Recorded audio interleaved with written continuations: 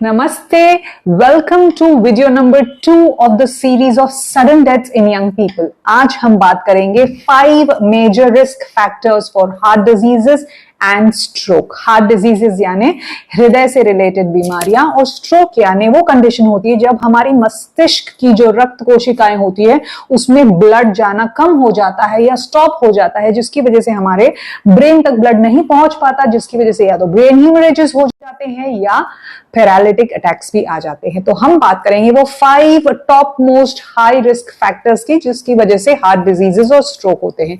सबसे पहला और बहुत इंपॉर्टेंट है high blood pressure. High blood pressure यानी उच्च रक्तचाप हिंदी में 130/90 परसिस्टेंटली अगर आपका नीचे का बीपी 90 से ज्यादा रहता है, नीचे यानी डायस्टोलिक बीपी, ऊपर यानी सिस्टोलिक बीपी। डायस्टोलिक बीपी जो है वो बहुत ज्यादा इंपॉर्टेंट रहता है as compare to systolic and diastolic. आप मेरी सीरीज यूट्यूब पे देख सकते हैं जिसमें मैंने blood pressure and related complications और कारण सब कुछ मेंशन किया है, कैसे ध्यान रखें।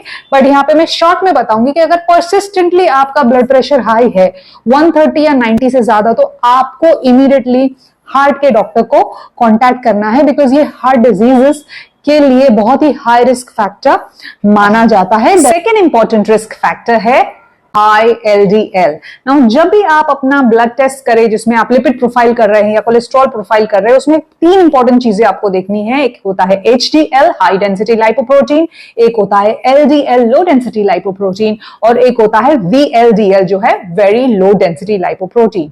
एचडीएल जो है वो अच्छा कोलेस्ट्रॉल है या गुड कोलेस्ट्रॉल है, एलडीएल और वीएलडीएल जो है वो बैड कोलेस्ट्रॉल है। इसीलिए एलडीएल और वीएलडीएल की मात्रा शरीर में कम होनी चाहिए। जब ये ज्यादा होती है तब आपके हार्ट डिजीजेस और स्ट्रोक का रिस्क फैक्टर बढ़ जाता है। उसका एलडीएल का cut off is around 100 blood में। अगर ये उससे ज्यादा है या उसके करीब या उससे ज्यादा पहुंच रहे यानी आप एक हाई रिस्क पेशेंट है कार्डियक डिजीजेस यानी हार्ट डिजीजेस और स्ट्रोक के लिए। एचडीएल की जो वैल्यू है वो रूटीनली मेन विमेन में 35 to 55 और 35 to 80 के आसपास होनी चाहिए। तो सेकेंड इंपॉर्टेंट रिस्क फैक्टर है हाई वैल्यू ऑफ एलडीएल।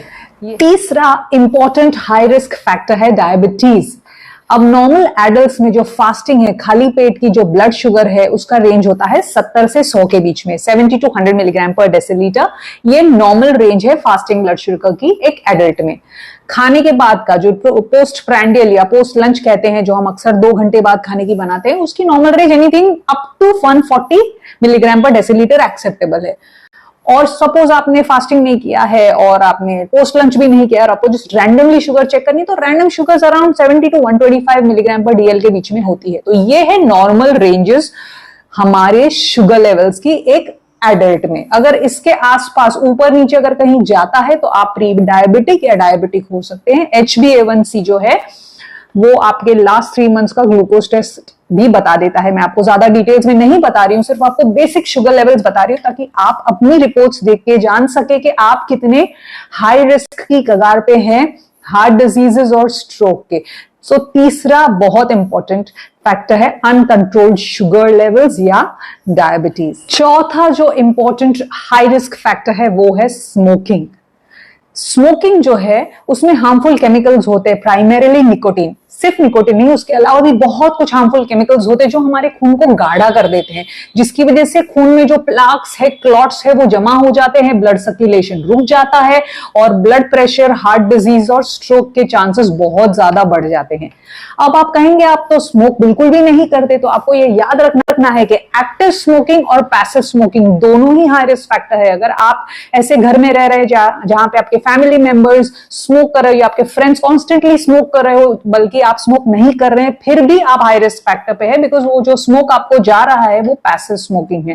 तो एक्टिव स्मोकिंग और passive smoking equally high risk रहता है। इनफैक्ट पैसिव स्मोकर्स को जल्दी असर होता है बिकॉज उनको डायरेक्टली स्मोकिंग करने की आदत नहीं होती, तो उनको जो डैमेज होता है ना वो ज्यादा देखा गया है अक्सर। अब आप कहेंगे कि भाई हम स्मोकिंग ही नहीं करते, हम तो वेप लेते हैं या ई सिगरेट लेते हैं या हुक्का लेते हैं। ये जो चीजें हैं वो सिगार्स, सिगरेट्स, बीड़ी, वेप, ई सिगरेट्स, हुक्का, ये सारी की सारी चीजें बहुत ज्यादा हानिकारक है और ये इक्वली या उससे ज्यादा डैमेज करती है सिगरेट स्मोकिंग से। इसीलिए किसी भी प्रकार के स्मोकिंग से दूर रहिए, बिकॉज ये बहुत इंपॉर्टेंट हाई रिस्क फैक्टर है हार्ट डिजीज और स्ट्रोक के लिए। पांचवा और सबसे इंपॉर्टेंट पॉइंट है high risk factor for heart disease and stroke है ओबेसिटी, जरूरत से ज्यादा वजन होना। इसके दो प्रमुख कारण है, एक है फॉल्टी अनहेल्दी ईटिंग हैबिट्स और दूसरा है लैक ऑफ फिजिकल एक्टिविटी।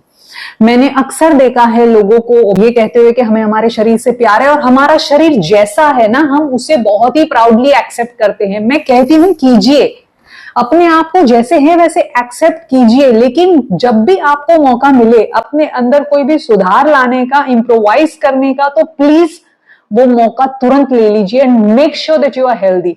अब मैं बताती हूँ ना, कुछ चीजें होती है लोगों के दिमाग में, कुछ कुछ चीजें बैठ गई है। एक, आपको खाने में ना ये जंक फूड बंद कर देना है।